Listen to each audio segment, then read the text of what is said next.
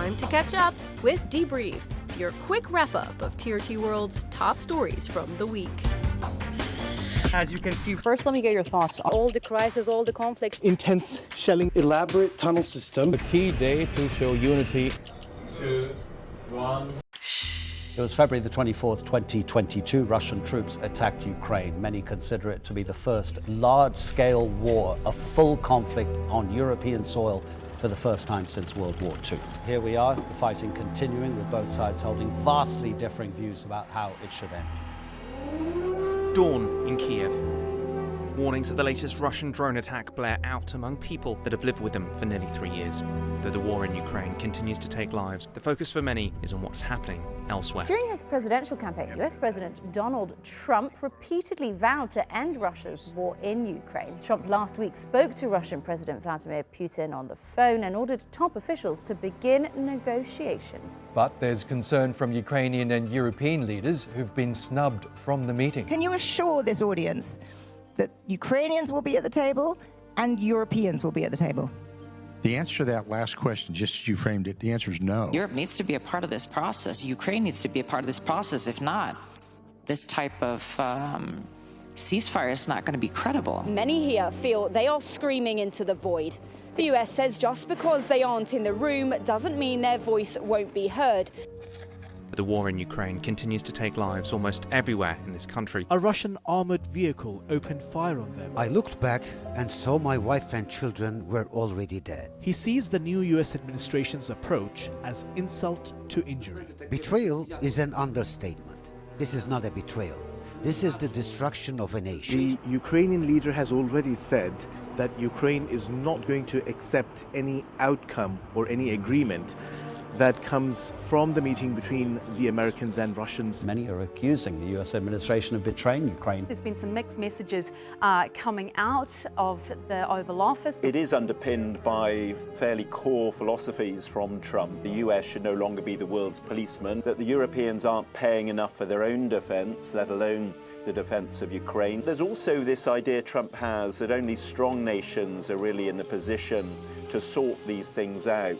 Ukraine's President Volodymyr Zelenskyy has accused his American counterpart Donald Trump of living in a disinformation space created by Russia. Particularly when it came to his comments about President Zelenskyy's popularity being at 4%. It was a stunning claim from U.S. President Donald Trump that Ukrainian President Volodymyr Zelenskyy was responsible for Russia's unprovoked attack on Ukraine almost 3 years ago. Today I heard, oh, well, we weren't invited. Well, you've been there for 3 years. You should have ended it 3 years. You should have never started it. You could have made a deal. In a post on Truth Social, Donald Trump took a fresh swipe at Zelenskyy, calling him a dictator. Volodymyr Zelenskyy is in Ankara and says he wants security guarantees from the US, Russia, the EU, and Turkey.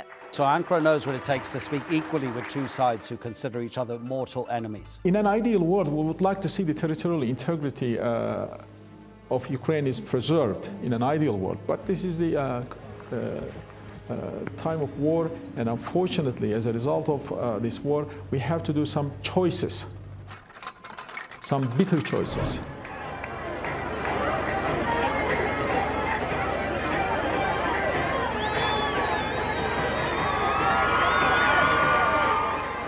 The other big stories of the day and the bodies of 4 Israeli hostages that were handed over by Hamas have now arrived at a forensic institute in Tel Aviv.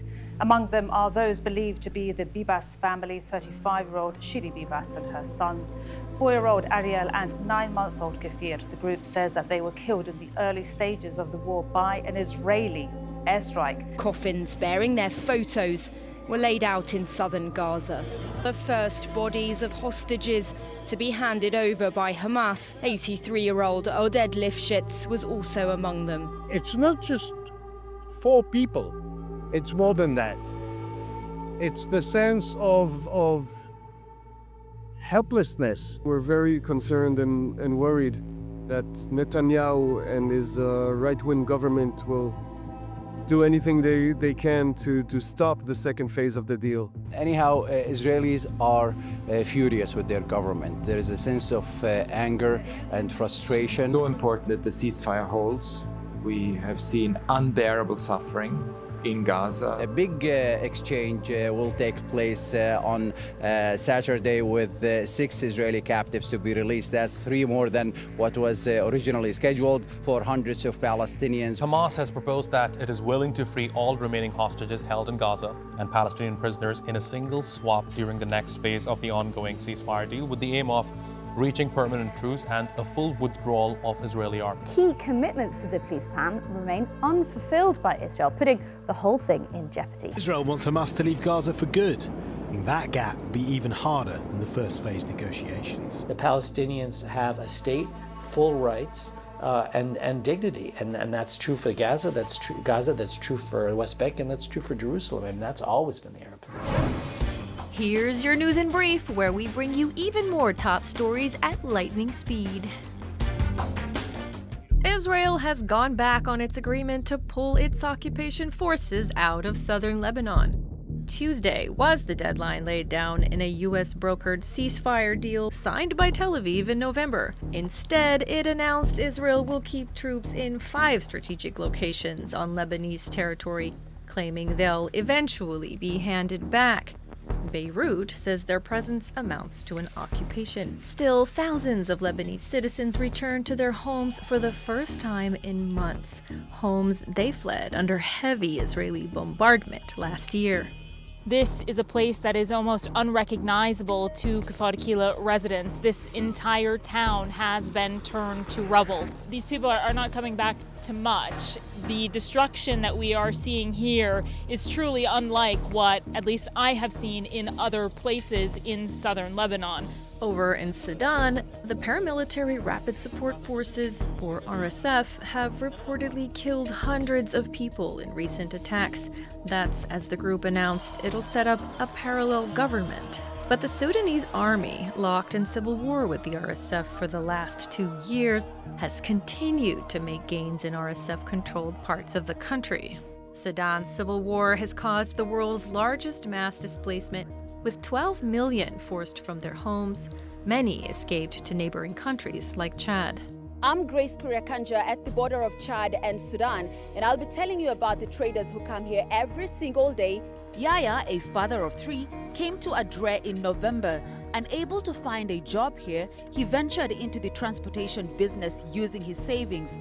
He's just come back from a 3-month trip to Adekon in East Darfur. It's about 5 kilometers away from here, and it's the farthest most refugees here can go into their home country.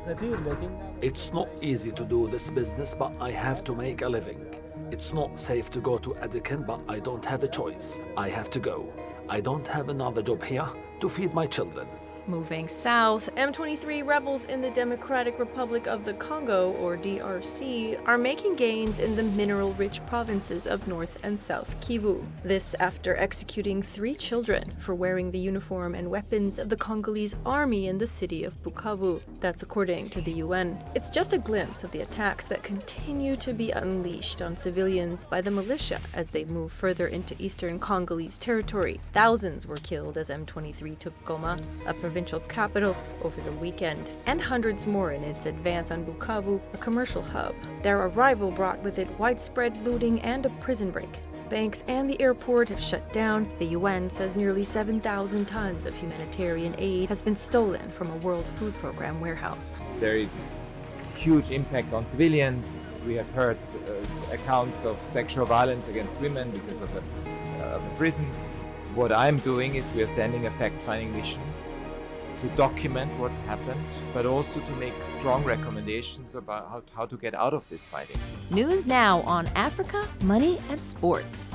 To South Africa now, where Donald Trump's latest proposal to accept white Afrikaners as refugees has been dismissed by many as ridiculous. His administration's decision to cut aid to South Africa over land reform policies has only fueled debate, with critics accusing him of peddling far-right conspiracies.